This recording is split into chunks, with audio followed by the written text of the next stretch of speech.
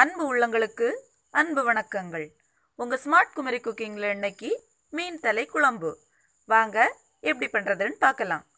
மீன் தலை குழம்புக்கு தேவையானது எண்ணெய், கடுகு, 1/4 ஸ்பூன் வெந்தயம்,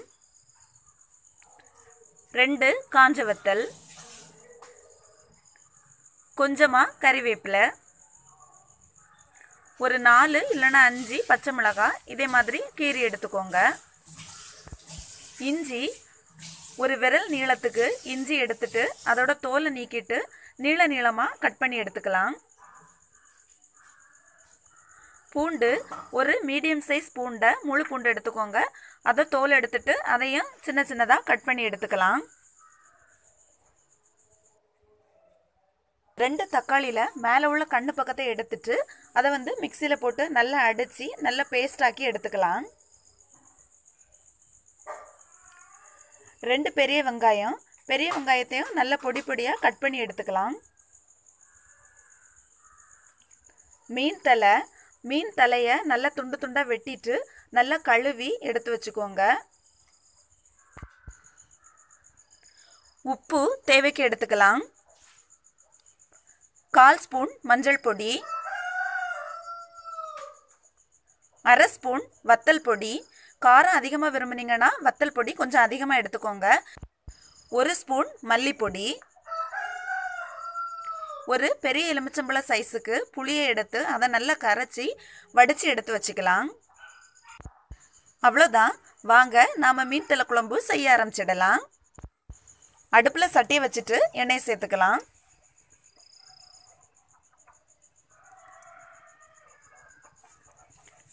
எண்ணெய் சூடாயிருச்சு. இப்போ கடுகு சேர்த்துக்கோங்க. கடுகு பொரியட்டும். கடுகு பொரிஞ்சதும் வெந்தயத்தை சேர்த்துக்கலாம். இப்போ வெந்தயத்தை சேர்த்துக்கோங்க. வெந்தயமும் பொரிஞ்சிருச்சு. இப்போ இது கூட காஞ்ச வத்தலை சேர்த்துக்கலாம். கூடவே எடுத்து வச்சிருக்கிற கறிவேப்பிலையும் சேர்த்துட்டு லைட்டாக வறுத்து எடுத்துக்கோங்க.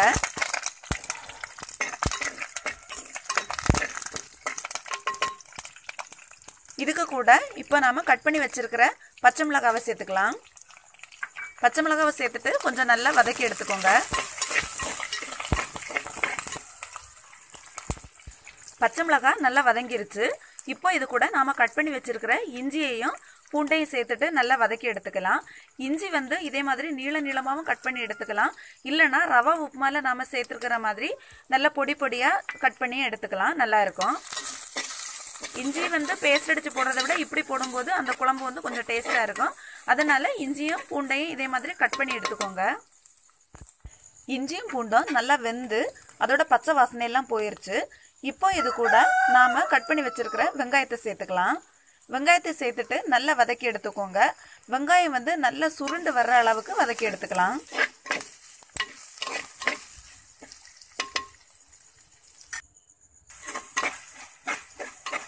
பாருங்க, வெங்காயம் இப்போ முக்கால்வாசி வெந்துருச்சு. இன்னும் கொஞ்சம் வதக்கி எடுத்துக்கலாம். வெங்காயம் எல்லாம் நல்லா வெந்து வந்துருச்சு.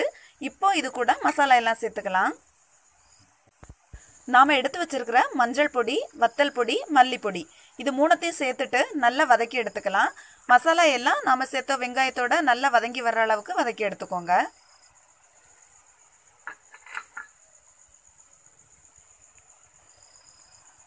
மசாலா எல்லாம் சேர்த்தாச்சு. இப்போ வதக்கிடலாம்.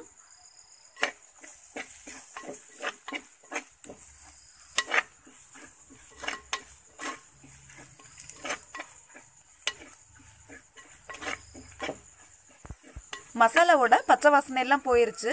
இப்போ இது கூட நாம பேஸ்ட் அடிச்சு வச்சிருக்கிற அந்த தக்காளியை சேர்த்துக்கலாம். தக்காளியை சேர்த்துட்டு கொஞ்சம் நல்லா வதக்கி எடுத்துக்கோங்க. தக்காளியோட அந்த புளிப்பு டேஸ்ட் கொஞ்சம் மாறி வரணும். அதனால கொஞ்சம் நல்லா வதக்கி எடுத்துக்கலாம்.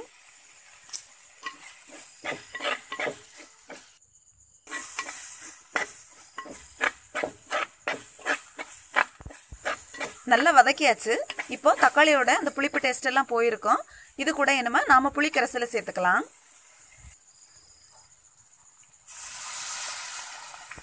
புளி தண்ணியை சேர்த்துட்டு கூடவே குழம்புக்கு எவ்வளவு தண்ணி வேணுமோ அவ்வளவு தண்ணியை சேர்த்து வச்சுக்கோங்க.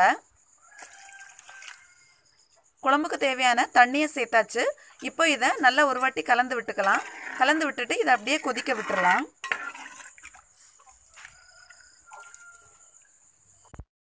நாம் சேர்த்த புளித்தண்ணி இப்போ நல்லா கொதிக்க ஆரம்பிச்சிருச்சு. இது நல்லா கொதிக்கட்டும். அப்போ தான் அந்த புளியோட அந்த பச்சை டேஸ்ட் வந்து மாறி போகும்.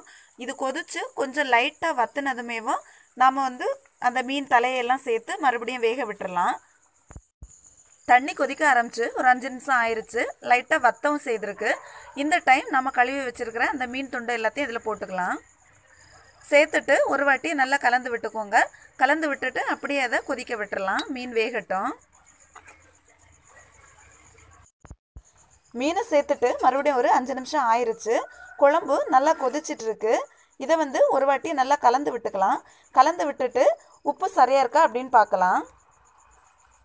உப்பு சரியாக இல்லை அப்படின்னா உப்பு வந்து கொஞ்சம் சேர்த்துக்கோங்க. உப்பு சேர்த்துட்டு லைட்டாக கலந்து விட்டுக்கலாம்.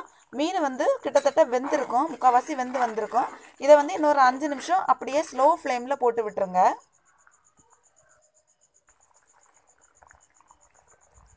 5 நிமிஷம் ஆயிடுச்சு.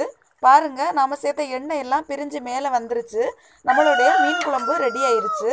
இதை வந்து இன்னும் ஒரு 5 நிமிஷம் அப்படியே சிம்மில் போட்டு வச்சுருந்தோம் அப்படின்னா இதோட கலர் வந்து இன்னும் கொஞ்சம் சேஞ்ச் ஆகி நல்லா வத்தி வந்துடும். இப்படியேவும் இப்போ சாப்பிட எடுத்துக்கலாம், ஒன்றும் பிரச்சனை இல்லை. பாருங்கள், மீன் வந்து நல்லா வெந்து வாசனை அப்படி ஆளையே தூக்குது. அவ்வளவு நல்லா இருக்குது. மீன் தலை குழம்பு வந்து உடம்புக்கும் ரொம்ப நல்லது. செஞ்சு சாப்பிட்டு பாருங்கள். அவ்வளோதான், நம்மளுடைய மீன் தலை குழம்பு ரெடி ஆயிடுச்சு. இதை உங்கள் வீட்டில் நீங்களும் செஞ்சு பாருங்கள்.